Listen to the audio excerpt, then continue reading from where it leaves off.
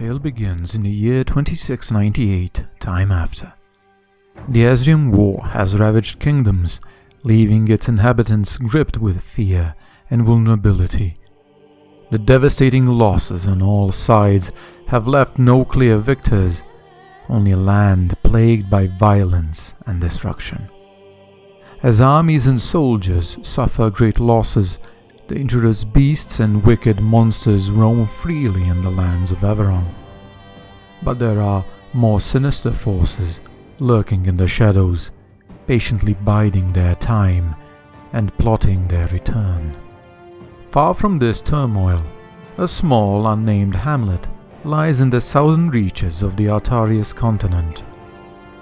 This hamlet remains unassociated with any kingdoms or powerful factions, and its residents are mostly humble peasants seeking a fresh start. Among them dwell 5 children, our future adventurers.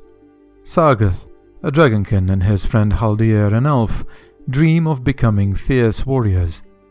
They spend their days practicing with sticks and secretly observing the dragonkin mercenaries who protect their hamlet. Alongside these two, the hamlet is also home to Pimpim, a curious gnome plagued by unsettling nightmares, Julius, a mischievous halfling, and Freya, a frail elf. Julius often steals honey from the village's beekeeper and brings it to Freya, her favorite treat that always brings her comfort. Our upcoming adventurers were exposed to arcane magic when Sister Adriella, a skilled equestrian knight from the Kingdom of Abandon, engaged in a sparring match with Tark, a mercenary dragonkin. Despite his formidable skills, Tark struggled to keep up with Adriella's exceptional swordsmanship. In a desperate attempt to save his pride, he resorted to using his fiery breath and, while Adriella was momentarily taken aback, he struck her on the head with the hilt of his sword. The blow left Adriella disoriented, and she began to shout, unleashing divine wrath upon Tark and most of the other mercenaries present. While the mercenary leader urged our future adventurers to seek aid from Tanislav, a cleric and another equestrian knight from Abandon, Haldir saw an opportunity and borrowed 2 swords from the mercenaries. As Stanislav tended to the injured mercenaries, Sargath and Haldir practiced their sparring skills with real sharp swords, resulting in injuries for both of them. Despite being disappointed in their reckless behavior, Stanislav made sure that the boys received proper training from the experienced mercenaries. As time passed, the bond between our future heroes continued to grow. One fateful day, they stumbled upon a peculiar wolf cub with a coat as white as snow. After befriending it, the young heroes took the creature under their wing and brought it back to the hamlet. Little did they know, this pup possessed magical abilities and intelligence far beyond that of a regular beast. Returning to where they found the pup, the young heroes were met with a gruesome sight: the lifeless bodies of other white-furred wolves. Determined to uncover the truth, they planned to investigate on their own, but their intentions were discovered by the hamlet's mercenaries. Fortunately, the mercenaries' involvement proved beneficial, as they revealed that the wolves had been slaughtered by goblins and orcs. Thanks to the mercenaries' protection, the hamlet remained safe from these savage creatures. 3 years later, the peace of the hamlet was disturbed by the arrival of Arcavian soldiers. Their presence caused chaos and conflict, leaving the villagers fed up within a mere 3 days. Our young heroes snuck up into their makeshift camp just outside the village and stole some potions and coin from them as compensation for the damages they had done to the hamlet. The next morning, the soldiers, after realizing that they had been robbed, started preparing to fight the inhabitants of the hamlet. However, the priest Stanislav intervened on behalf of the children, who pleaded their innocence despite being seen in the soldiers' camp. Just as it seemed like a battle was inevitable, Pimpim bravely confessed to the theft and returned the stolen items to the soldiers. In a show of solidarity, Sargath and Haldir also admitted their involvement. With the situation diffused, the soldiers eventually left. However, the children were reprimanded by the disappointed priest Stanislav, who tried to impart wisdom on our future adventurers. Every action has consequences, and sometimes it is others who would suffer the consequences of their actions, and not them.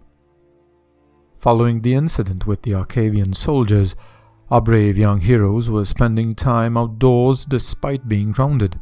As fate would have it, they stumbled upon Freya's mother's home and overheard a heated exchange between her and Sister Adriela.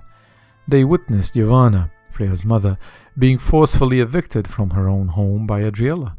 In this tense situation, our heroes, particularly Freya, stood up for Yavanna and defended her honor.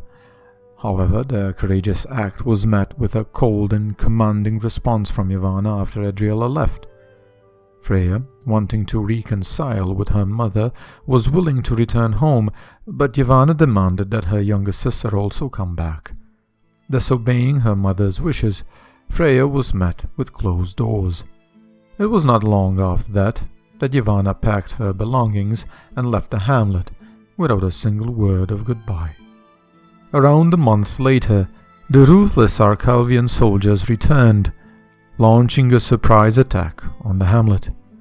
It was evident that they had inside information on the hamlet's defenses. The brave denizens of the hamlet fought back with all their might, but at a great cost.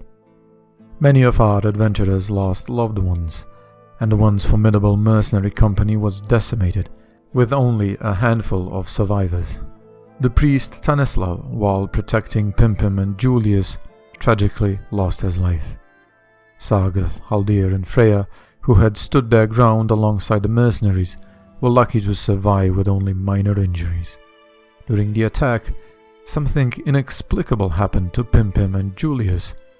For some reason, they could not speak of what transpired, but Asrium runes were inscribed within their flesh, as if they had survived an Asrium binding ritual. Soon after the attack, it became evident that Yavanna had sought out the Arcalvian soldiers and convinced them to conquer the hamlet and its inhabitants. Sister Adriela took Yavanna captive and vanished without a trace. Both her and Yavanna's fate remain unknown. After the brutal attack, the survivors laid to rest those who had fallen. As they mourned their losses, our future heroes discovered much about their own pasts from those who attended the funerals. Haldir learned that he and his sister arrived with Freya, her sister, and Yavanna. However, Yavanna refused to take responsibility for Haldir and Eleanor, leaving the two young elves to be raised by the priest Stanislav and Sister Adriela instead. Pimpim learned that he and his family, as well as Stanislav, Adriela, and many others of the hamlet's current inhabitants, arrived to the hamlet after the event known as the Massacre of Nizev. The village of Nizev, Pimpim's original home, rebelled against the official ruler of Abandon, Protector Yondel. The Archon's Mages Guild offered Protector Yondel their services, promising to end the peasants' insurrection. And that is exactly what they did, by mercilessly slaughtering all those who opposed Protector Yondel's rule. The Dragonkin mercenaries who had protected the hamlet were originally hired by the Archons, but upon realizing that their orders were to kill defenseless peasants, a portion of them, led by Azkan and Tark, rebelled. They overthrew their leaders and joined forces with Stanislav and Adriela, helping them save as many innocents as possible. Sargoth learned that his true father was the former mercenary master who had been killed by Azkan. Sargoth's mother and presumed father had been slaves, and the former master had taken advantage of her multiple times. This explained the strained relationship between Sargoth and his perceived father, as Sargoth's green scales served as a constant reminder to his perceived father of the atrocities that his family had suffered. The attack had forced our future heroes to grow up quickly, as they had to help the survivors rebuild and sustain the hamlet. A year later, the hamlet was visited by loyal Arcavian soldiers who were hunting down deserters who had turned to brigandry. The leader of the brigands matched the description of the leader of the attack on the hamlet. The villagers informed the soldiers that the brigands had been dealt with, but not without causing great damage to the hamlet and its inhabitants. To make amends, the Arcalvian soldiers returned a few years later with resources, servants and builders sent by the Archmage himself. Grateful for the aid, the villagers used the resources to rebuild their home and establish trade with the kingdom of Arcalvia. However, they were warned of undead lurking in nearby lands and eventually accepted the patronage of the Archmage, binding themselves and the hamlet to his service.